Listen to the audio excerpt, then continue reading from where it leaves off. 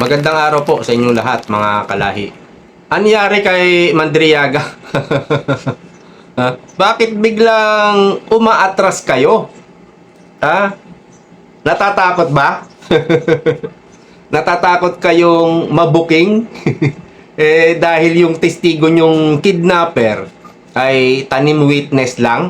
Tapos si Madriaga pa daw ang bagman ni BP Sara. O sige, basa. Ramil Madriaga hindi ihaharap sa impeachment trial kung hindi kailangan. Oh. Bakit may mga ganyang announcement? Ere, oh. Ayan. Sabi ni Ligutan, ganito rin sinasabi ni Ridon. Kung hindi na kailangan, hindi kailangan, siya nga yung maraming akusasyon, maraming sinabi diyan sa impeachment trial sa Kamara. Tapos sasabihin nyo, hindi kailangan. Natatakot kayo, ano? Last week, ito sabi nila, Bagman Ramil Madriaga nakatakdang tumistigo sa impeachment trial ni VP Sara Duterte. Ayan. Yan yung sinasabi nyo last week. Bakit ngayon? Nagbabago na. Hindi na ihaharap kung hindi kailangan. Bakit nagbabago? Eto kasi itong mga budol-budol gang na to. Natatakot at siguradong mabubuking. Mabubuking sila kapag nagtanong na, nag-examine na ang mga defense. Bakit nagdadahilan na kayo? Kasi siguro sesemplang po itong mga representative, itong mga nasa prosecution. Doon kasi sa impeachment trial sa House of Representatives, sila lang ang mga magkakasabwat ang pwedeng magtanong kay Madriaga. At may mga hawak na script. O, di ba, naalala nyo yung mga magnanakaw na congressman? Yung asawa ni Barbers, naalala nyo ba? Nabuking nga yung makapal ang makeup. dahil ang kapal siguro ng mukha kaya kailangan makapal ang makeup. Tapos pinaiyak nyo pa si Madriaga. Ang ganda ng drama nyo halos lahat ng mga testigo nyo sa House of Representatives, yung mga investigasyon nyo sa Quadcom, pinapaiyak nyo hinahaluan nyo ng drama dahil puro mga tanim witness lang at scripted. Kayo mismo yung mga gumawa ng kanilang mga affidavit. Tapos may mga naniniwala pa rin, ano? Tapos ang lakas ng loob nila, sabihan kami mga DDS na bobo, mahihina ang kokote, mahihina ang utak, mga tanga. Ganyan kami kung sabihan.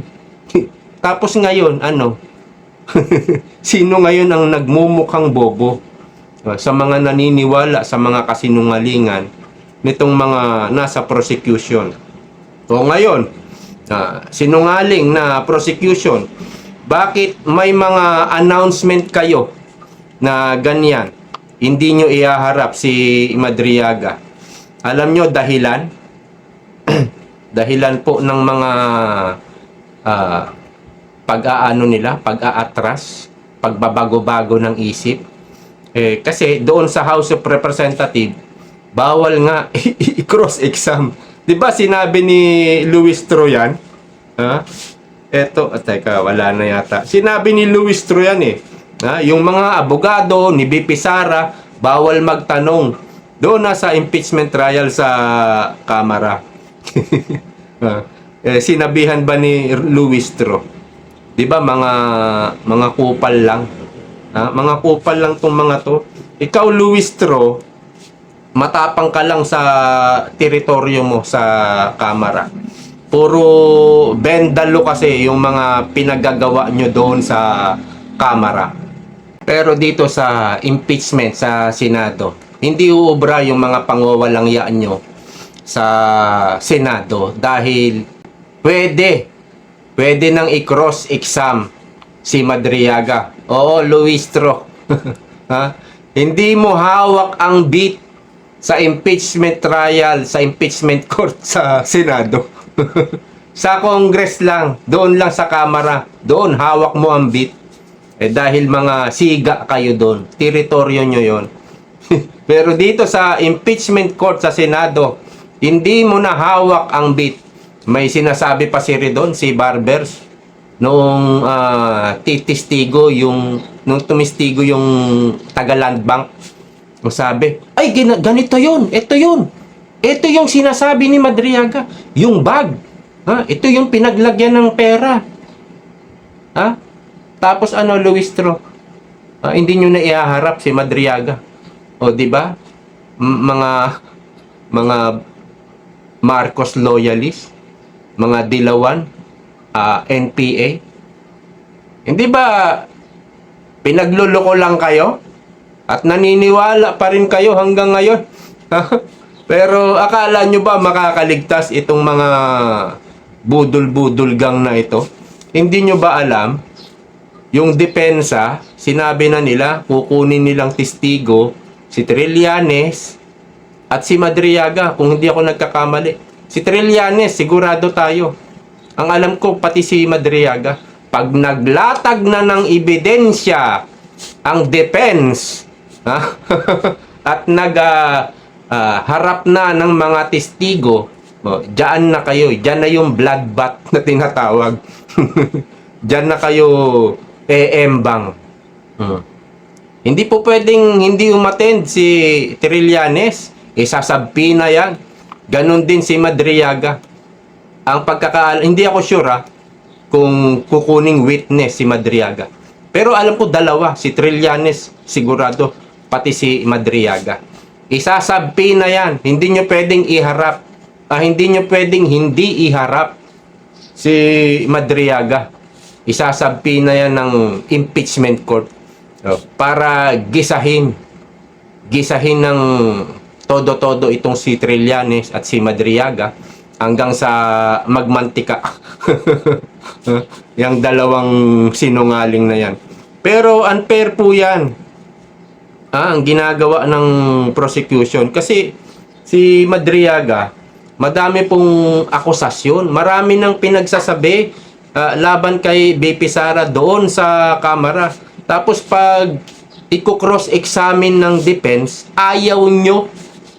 Sa palagay nyo, unfair yan? Ay, sa palagay nyo, hindi yan unfair? Unfair! Diba? Dapat, iharap nyo si Madriaga. Ang dami nyong mga mga black propagandang ginagawa Palagi kayong nagpapa-interview, palagi kayong anong tawag nito? Yun nga, yung humaharap sa media. Palagi kayong may mga ganyan. Nagpapa-interview sa media. Tas marami kayong mga pinagsasabi. Tapos babaguhin nyo ngayon. O di ba? Hanggang ngayon, may naniniwala pa rin. Nagtataka naman ako. Meron pa rin naniniwala. O ngayon, bakit ayaw nyo nang iharap si Madriaga? Kasi mabubuking. Mabubuking ang mga script nyo. Mabibisto kayo na si Madriaga pinulot nyo lang sa kulungan dahil eto parang sentensyado na to bilang kidnapper. Parang habang buhay yata ang sentensya dyan. O eto, kunin natin to. Tas kinausap ni Trillanes, kinausap ni De Lima. O diba, De Lima, pumunta ka ng kulungan. Tapos ano pa sinabi ni Madriaga laban kay BP Sara? Sinabi, may death threat na raw si Madriaga kasi siya yung testigo, ipapapatay daw siya ni BP Sara. O patunayan mo yan sa impeachment court. Yung sinasabi mo na yan. Ang dami. Ang daming ibinintang, tas itatago lang nila si Madriaga. Hindi ba pambubudol yan sa taong bayan? Magtandaan na kayo sa mga yan. Redon,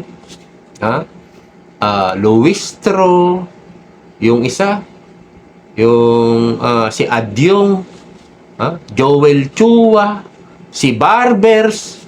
Si Barbers wala na sa katungkulan eh. Hindi pa mamahingal lang eh.